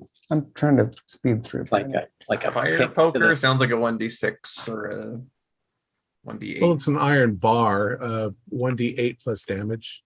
1d8 plus damage. Okay. Plus, it's got a big hook great. on the end of it. So right. That's here we go. Here's the D8. 7. Oh, that's great. So what it really sinks into the head of this thing. It doesn't just go into the temple the way it would on us because the skull's fragile. So it's like halfway into the skull of this thing, which stops it from moving completely. Doesn't cause it to fall, but it certainly buys the small child time to scamper out of the way. And instead of brains or blood, what comes out is basically like tar. And the thing turns toward you. Give me a strength roll. Okay, here we go. I'm a big guy, dexterous guy, but not overly strong. 36 out of 55, so a standard. So when it turns toward you, you can hold on to the handle of the fire iron, and it doesn't just yank it out of your hand. It just sort of like crunchily pulls away from the skull with a piece, a couple of chunks of tissue as well as the tar, and it looks at you and it so terribly sorry, and I try to step back so I'm out of its arm's reach, and it turns away from you and starts to stagger after the kid who's scampered into the darkness. It shows no interest in a counterattack. And its head is sagging a bit on that side as stuff, but it's walking heavily. Can I make some kind of recollection of like the creatures like this that were dead along the roads? Did I notice a common wound amongst them? I'll take an idea roll. Sure. 34. Oh, please not be an idiot. Okay, cool. Hey, it's a success. The ones that are shriveled up and on top of bodies are on top of bodies. Oh. The ones that have shriveled up are independently, there's so little left except for bone and hair and a bit of fabric. Yeah. There's no sort of kill the brain plan. Break its leg. Yeah. Break its leg. All right. So that took, just moments of pitched battle, which Lanky caught. Meanwhile, the rest of you were trying to make your way toward the quarry. A pretty good idea. It's harder to see now that you're in town than it was from when you're on the hill. But you can, there aren't that many roads. As soon as you get across the barrier of crashed vehicles, and there's a fallen telegraph pole as well, you also come across a scene of violence. There's a fellow wearing there's a fellow in overalls who's at the corner of a lane, and he's got a pickaxe, and you see him like haft up and swing it at a pair of the things. One of them, he swings it at the one to his left, and he gets a good chunk into its chest, and it sort of tugs at it. And it's similar. It doesn't make it go away, but it can't attack him. And then the one on the right, who was going, swells up in size, like the giant one you saw attacking Alton. It gets much bigger, and it's just a fall on the fellow with the pickaxe. And he's sort of on the corner around which you have to go to the quarry. That's your destination. I think we need to stay on task. I think that if we want to save Pat, we need to solve the problem here. And as unfortunate as it is, I think we risk all of our lives by trying to intervene. Yes, that's an astute observation, Robert. Thank you, Professor. I concur. So this guy's on the way. I mean, do we still have the shovel? You brought a shovel in the car, and Pat didn't run off with it, so any of you can have picked it up. Since we're getting out the car, I will pick up the shovel and run at this thing. And I guess since I don't know anybody, I'll try to knock it out. Dunleavy. Okay.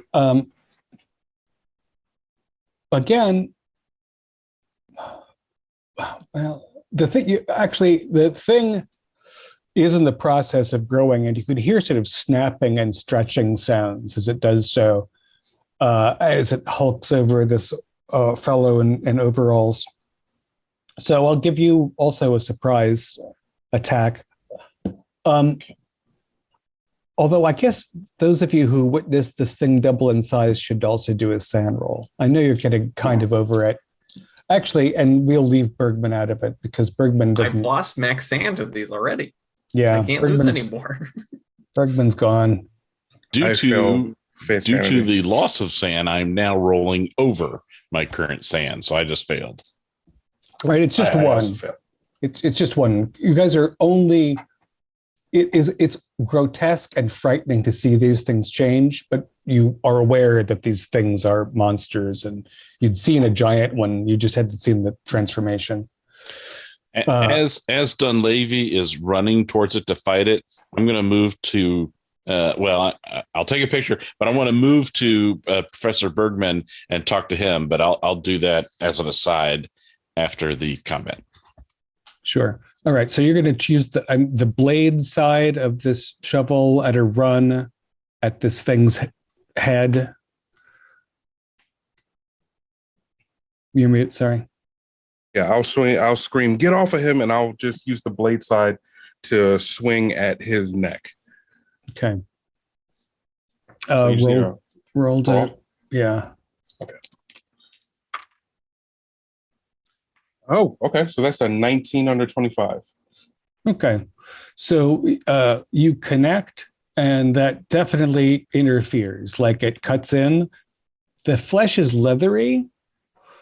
There's you feel the resistance, but the blade end moves through, and there is again a sort of tarry bubble of matter out, and the thing has to reassess. And as it does so, the fellow in overalls tries to peel himself away and make a run for it.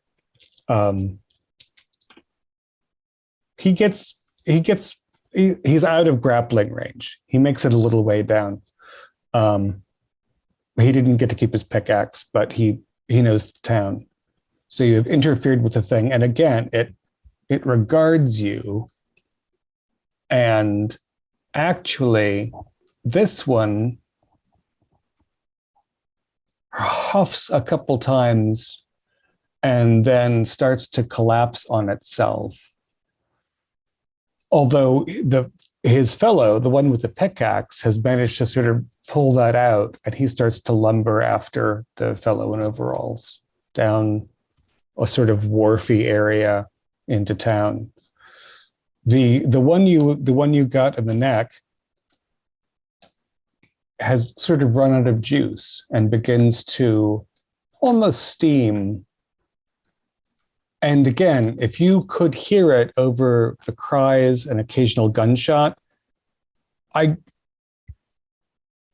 guess you're pulling the statuette after you on a kind of sledge or something. Like you pulled it out of the back of the pickup, but you're just dragging it in its frozen wraps because you're not carrying it. Well, how heavy is it? It's not the weight; it's the fact that it's so cold that I it'll know. kill us. I know. We have shovels though, so I think we might be carrying it away from us on the end of a shovel. Well, it didn't start out that heavy. It's heavy stone and it's this big, but it's now encased in increasingly heavy, like everything that touches it gets frozen to it. And the atmosphere itself is damp enough and it keeps getting colder. Okay. So it would be, yeah. Pulling it. So you make it around the corner. Well, I wanted to. Yes. Have the conversation, please. Yeah. So as at the same time as Professor Dunleavy is fighting and attacking, I go to Professor Bergman and I say, Professor Bergman, if I'm recalling right, you translated that thing and it said something about the sailor's path, the sailor's bane being those mer people, and that these Durgar would wake and fight and cry. Right. Do you think that the Durgar think that the people that they're hurting are mer people? And if so, let's hurry. Let's destroy this thing, this statue. Put it in a rock crusher or throw it to the bay. Or let's do something to get rid of it. Maybe that'll break the spell. That's what I've been trying to do, Christopher. But nobody seems to want to let me. God damn it! Well, let's go. So, Pat and Lanky, as far as you know, the kid has scampered into the darkness, and that creature lumbering after it, is not an immediate threat to the kid. It's oh, Tom, you're. Do we still have the poker? Yeah, the poker came out. Can we at least intact try to break the thing's legs with the poker so that it can't chase after the kid? Can maybe give one more go at its leg? I mean, if it's not attacking us, we should be able to just walk up to it, crack it in the knee. After it regarded you, it turned away. So essentially, you could have another surprise attack on it. A free blow. I wouldn't want Break to. its legs. You can't chase the kid. When you look at it, one of the legs seems to sort of have two knees, and the other one just has one. Okay, They're not, they're not built right. I'll go to the leg with the one knee and just try to pop that knee out. Sorry, there, nothing personal. And then my intent is to, right after the hit, like, get great distance from it. I don't want it to like finally start seeing me as a threat and attack me. So well, we got to get to the quarry. We're going to miss all the action. yeah, okay, Yeah. you got it, Larky. Just give me 1 second. And oh, hey, God, I'm rolling pretty well tonight. That is a hard success. Oh, Great. I mean, you're asking to be cursed. So good. That the hard success means that not only do you get a satisfying crack and see the thing start to, lilt in one side, but you get the poker free without any trouble and can hoof it. okay, yeah. And you guys can essentially triangulate toward the quarry from, the different sides you left the vehicle. The quarry does not sound peaceful. You can see its wharf from which it docks to move stuff, and it's on a little spit of its own, and it's a fenced thing. You can see there's a few buildings inside, and there is people might have tried to shelter there because of the fence and so on. So there's a couple of Draugr visible even in the sort of smashed open double gate that lets the trucks in and out. This might be a stretch, but can I use my geology to know my way around a quarry, or is that a bit of a stretch?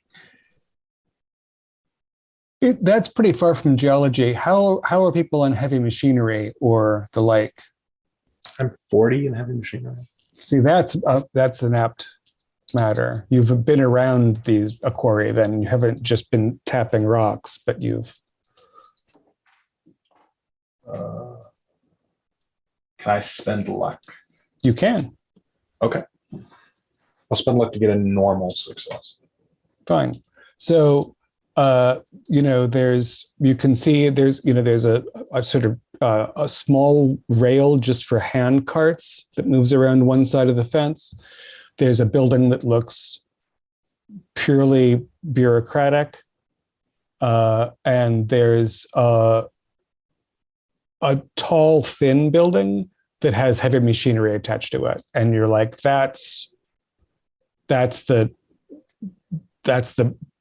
stuff that does the hard moving, not just the chugging up conveyor belts or, moving stuff around. So how you can get there. As you move through the gate, and we're converging more or less, I think we'll find that let's see, Dunleavy's in the 4 with the object behind him.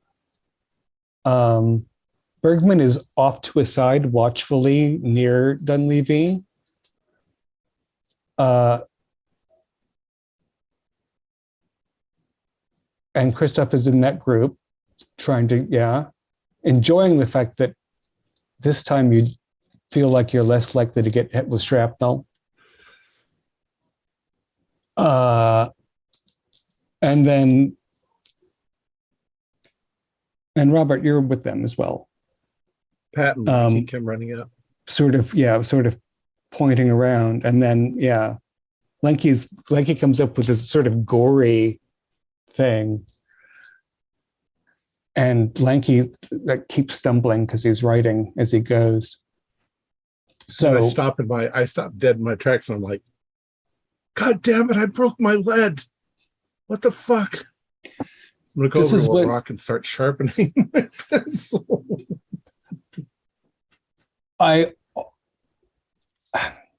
Would you give me a luck roll, please? Yeah. Or a POW, whichever you prefer.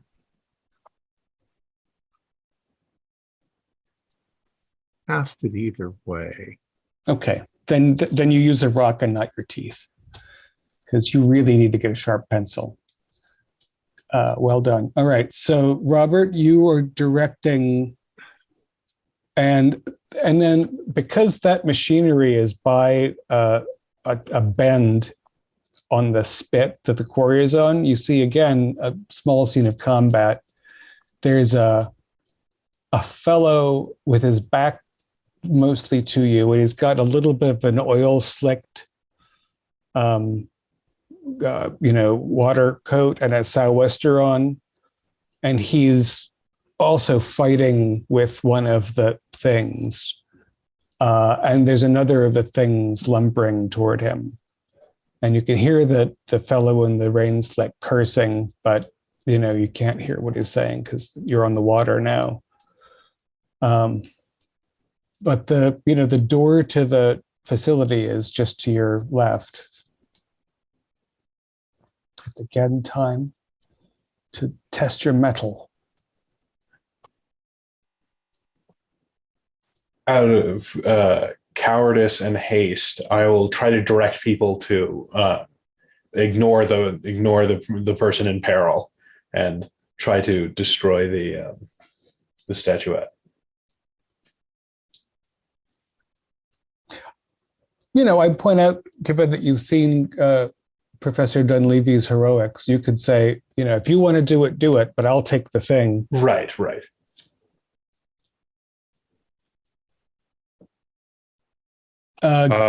So, I mean, at this point, so we're walking into the building. We see this guy fighting. Like before you would enter the building on your left, ahead of you on the same spit of land is this conflict going on. Okay. And does he look like he's losing? Well, he's outnumbered. Like he's prodding at one with a pitchfork, but there's another one waiting. Like they've scented him. Okay. So yeah, I mean, I would still, try to hit at least one of them with the shovel if I could. I'll give like you said, if Robert said that, I would give control of the object to him so he could keep moving, and I would try to hit one of these things. Good. How are the rest of you chasing, following, or acting? I like the going inside idea. Mhm. Following Robert. Yeah. I have a little bit of experience with being able to work some larger machinery, so maybe I could be handy. What's your machinery? What kind of machinery skills do you have? I have, I'm sure I've had some experience in the war doing some machinist work. So, yeah, I've got some skill worth operating some heavy stuff. So why don't you give me the best roll in that capacity?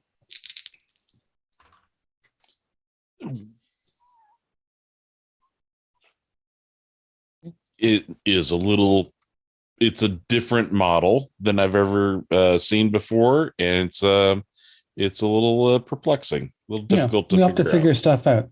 It's going to take Pat, some time. You're breathing hard. You've had some events also, but you feel a little bit like you've made progress in the world. Do you want to try to attack the combat scene or assist with the attempt to destroy the statuette? Idle. Do you want to stay outside and guard?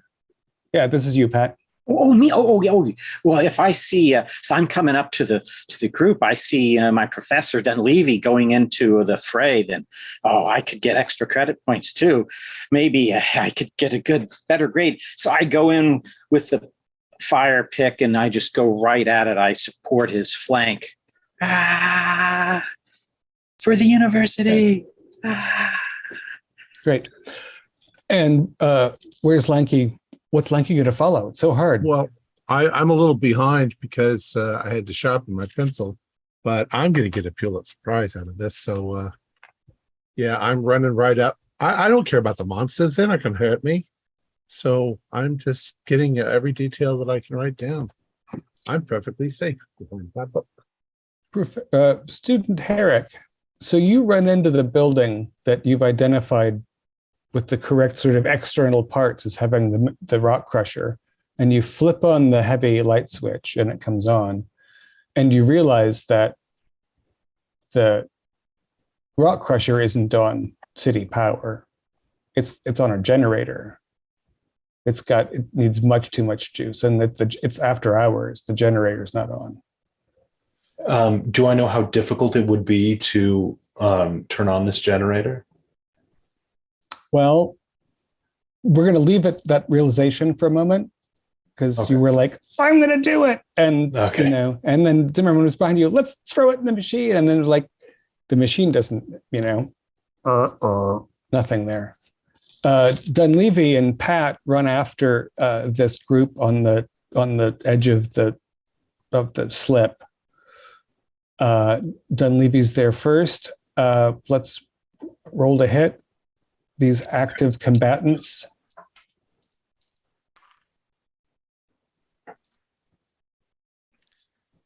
That is a 000. Okay. So you're barreling down toward this, large, roughly human thing, and you pull your shovel up and swing, and it's wet and there's rough rock, and you flip almost completely over and land rough on your flank on these hard stones and take a point of damage and skid sort of past them.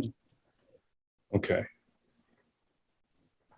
They weren't defending, so you didn't get mauled.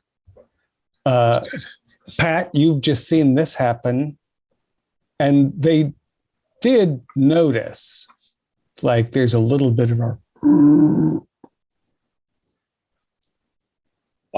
I'll try to duck around and land. I like that knee pop I did before, so I'll try to duck around, go low, and get in the knee, hopefully. Okay. Just roll okay. Oh, that's not okay. Can I do luck to hit? Nope. Okay. No, it's just combat. So right, you kind of, you don't belly flop or anything. Just 47 out of 45. So you just kind of like brush the leg of one of these things with your fire iron, and it again, like, so now both of the creatures that were attacking the guy in the sou'wester turn a little. And as you guys turn to look, even though nobody's attacked, none of these Draugr have attacked you, you turn to look at what's happening, and they've both just like turned their big ugly heads. And what you see is that the fellow that was fighting them, he takes that opportunity to shove his pitchfork into one of their chests. And then he turns and looks at you, Professor Dunleavy, and he's got huge bulging eyes and this weird, like almost perforated tiny nose, and these jowls that go down well into his neck. And he takes his old sou'wester off and his jacket, and he dives into the frigid late May Atlantic and disappears. the guy we were trying to save? Yeah. Yeah. So he looked like so it's safe to say he looked like he looked like a fish. I didn't want to use that, but yes, the instrument look. It's actually it's worth a sand roll. Okay. Just a little stressful. 14, I passed. It's 1 point. Me too, or you probably had a chance to catch on there. He didn't give you the same fish-faced look, but you saw what he. Yeah. 1d3. So out of character, I know the Innsmouth look, but in character, would it be a fair thing to say that, oh, he looks like a mer person? Yeah.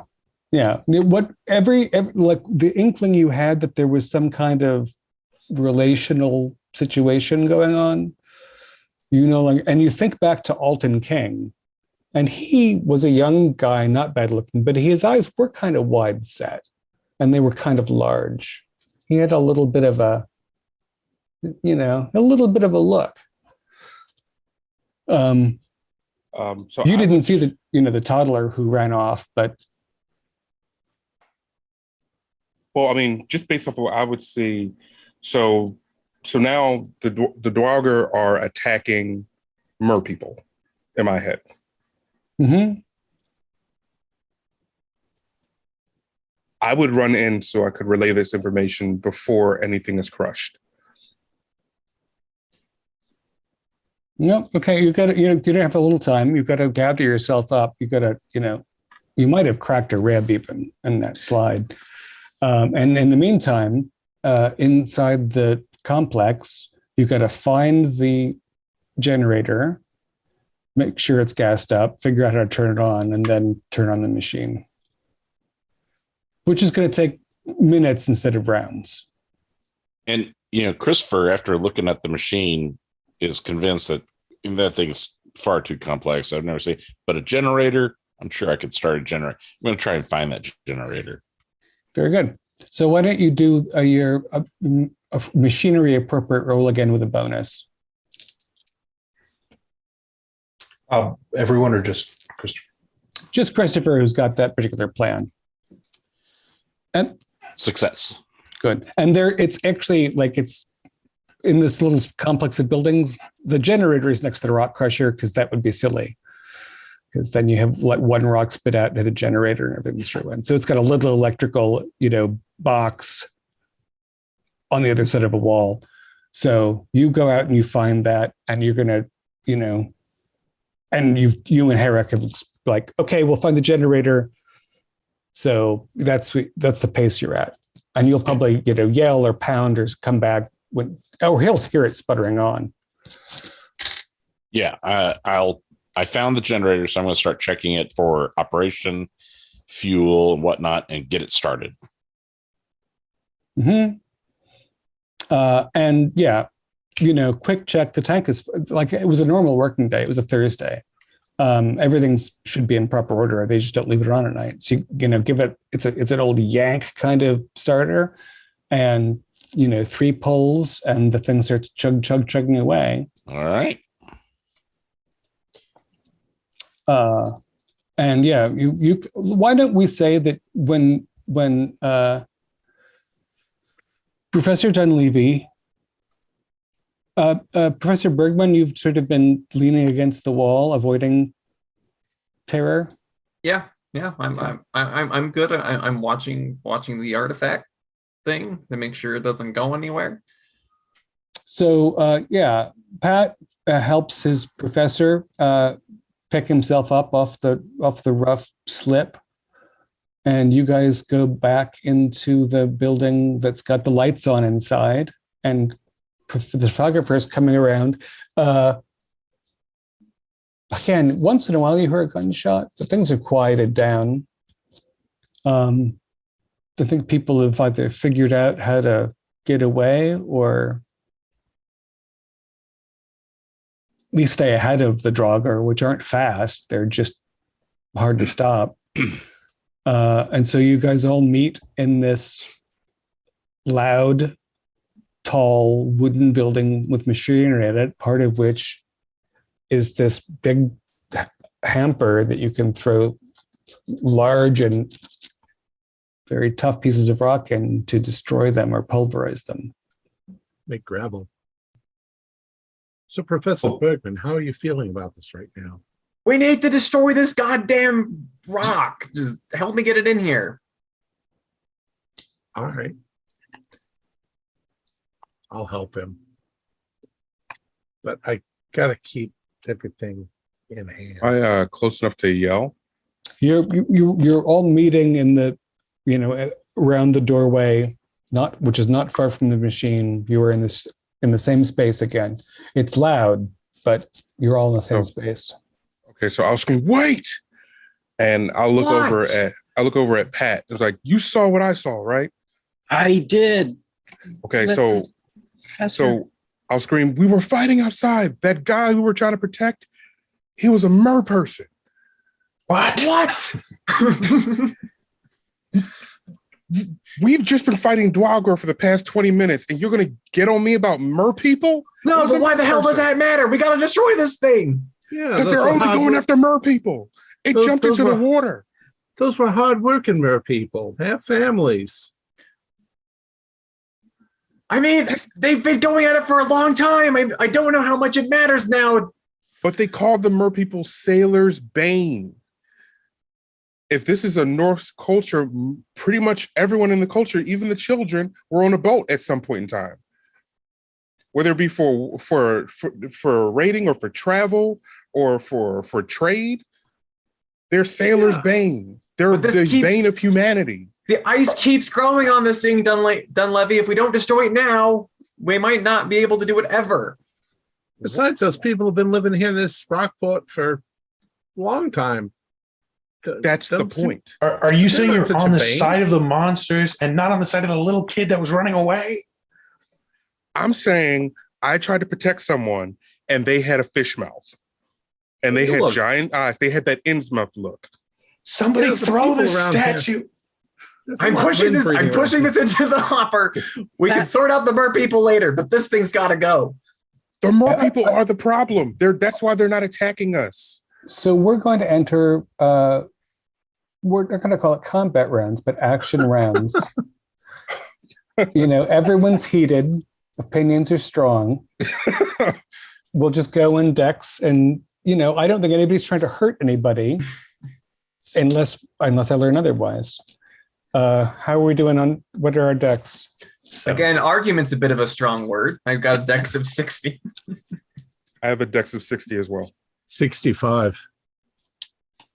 85. Glad you're on my side. I didn't get Herrick. What's your dex? Oh, sorry, 70. And I don't think I got Christopher either. I'm 75, but I don't think I'm there. I think I'm still starting the generator and on my way back. You can be present. You can come in on this argument at least. All right. But yeah, it didn't take you very long because again, it wasn't broken. It just needed to be found and turned on, and you're just around the door. Okay. So you can witness 75. as much of this as you want.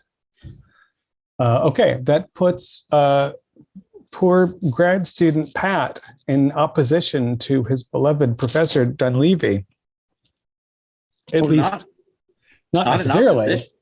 No, I actually agree with Professor Dunleavy, and I'll step closer to the artifact. It's destroying this might be the worst thing ever. Think about it. It's the people, the Vikings, their oppositions. The Vikings were human. Their opposition were these mer creatures from the sea. So these creatures that are here to destroy them are actually the champions of us. You ran off to save one of them yourself. But remember, Lanky, when he was taking pictures of the object, he said it looked romantic. So what if these things are getting busy? So, but we're over argument phase at this point. I appreciate that we had a couple of more points, but Pat, are you trying to physically wrest the object from your old friend and fellow graduate student? No, I'm not gonna get into a fight over this. I'm just getting close next to him and just pleading with him, like trying to think about this.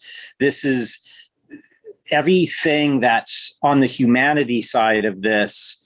The mer people were the opponents, were the foes, the enemy of the sailors, enemy of the humans. So you're begging your friend Robert to reconsider, and then the next party is Christopher, who comes running in like a rugby fullback and tries to hit the object out of his arm so it'll fall into the hopper.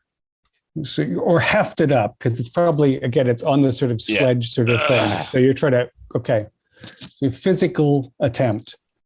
And the 70 is 75 is my... That was 75. Robert 70. So you can get in there and try to pick it up with him and get it just to the edge. Is that your plan? Enough argument, but help you get it inside the hopper? Yeah, me. Right, you're at 70, right? Robert. Yes, I want to. Pat has not shaken me in my resolve to destroy the statuette. All right, so we're now at 65, but 65 and below, you're going to have to really physically interfere, and you can't really touch the thing without hurting yourself. Does Robert and I need to do strength tests or anything? It's cumbersome, but you're just acting on an inanimate object. Right. That's, So I'm 65. Right. I'm riding, but I'm going to yell out, the thing was broken for 1,000 years and we're all fine. We healed it and the monsters came. I say smash it. Okay, and that leaves two people with identical decks to grapple or not.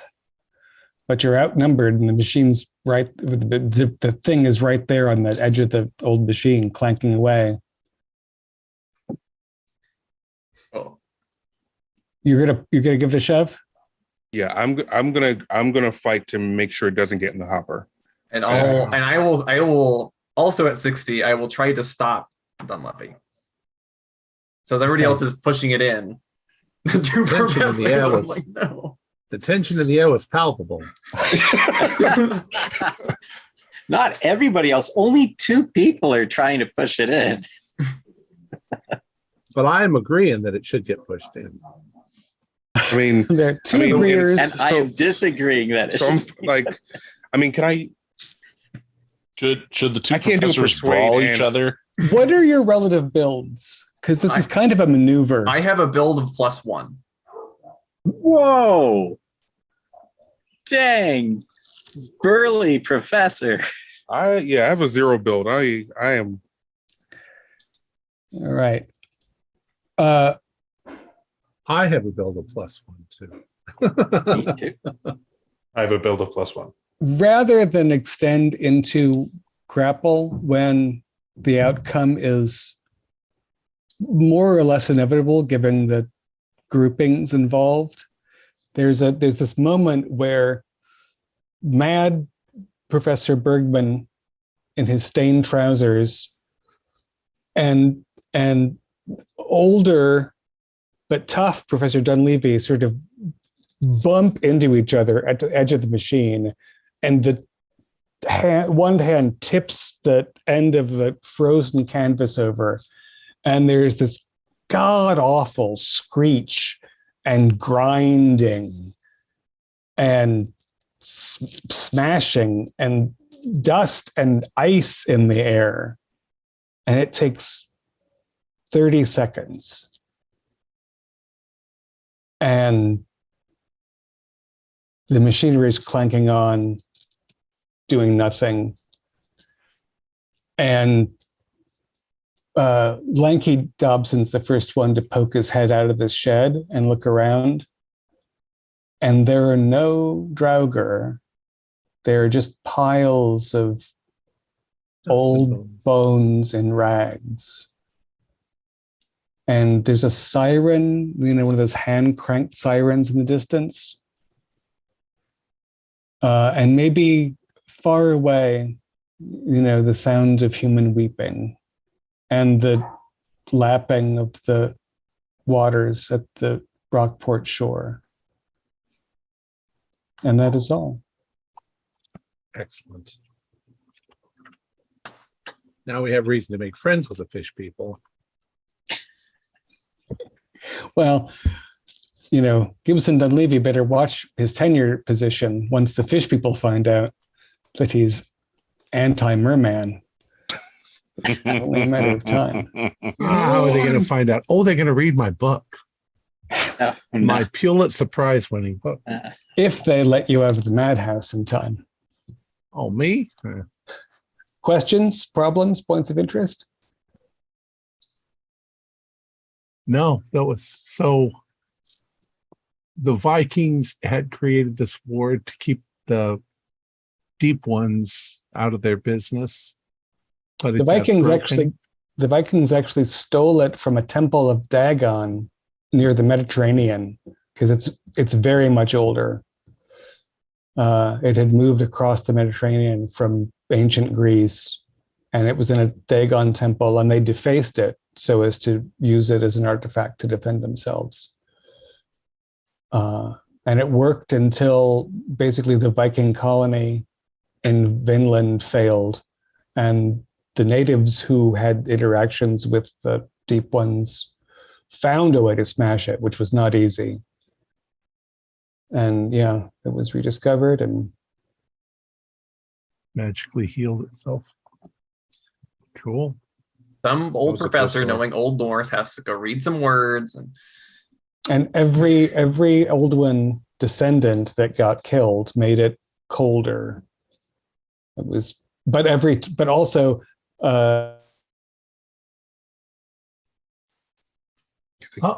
its magic points. So that's you why froze there for a second. each time a Draugr had to double in size to do the crushing maneuver, it had to use up its magic points, which is why once they did that, you could kill them. Whereas otherwise they were pretty hard to take down. And was the thing so cold to protect it from the deep ones? Because they obviously wouldn't be able to touch it. They'd be more susceptible than we were. You know, I don't think there's not a written logic to it in the short scenario. I think it's there to connect the things, and also in a kind of loose way to say that conservation of energy is real. Like you use the magic here and something has to give something away. But yeah, it's poetic mostly, I think. Really great game. Thank you, David. Yeah, Thank pleasure. you. That was fun. Our players included Morgan Llewellyn, Stuart Lively, John Hook, Joseph Justin Clegg, Chase Capner, and myself, with David Gassaway as the keeper of the secrets. We have a Discord server where you can chat with our other members. You can set up private games. You can learn the finer arts of gameplay and game mastering. We provide audio-only versions of our shows free for you to download from Podbean or iTunes. If you'd like to help support our show, please visit our Patreon account. Just $1 a month helps us a lot. Like, share, and subscribe to our channel, and punch the bell icon for updates on our latest shows, and leave us some comments. We enjoy reading them and answer any questions you might have. This is Tom Rayleigh, together with all the members of our gaming club, inviting you to journey with us once again into the darkness for another adventure into the universe of H.P. Lovecraft and the Call of Cthulhu role-playing game. Until next time, good luck, good game.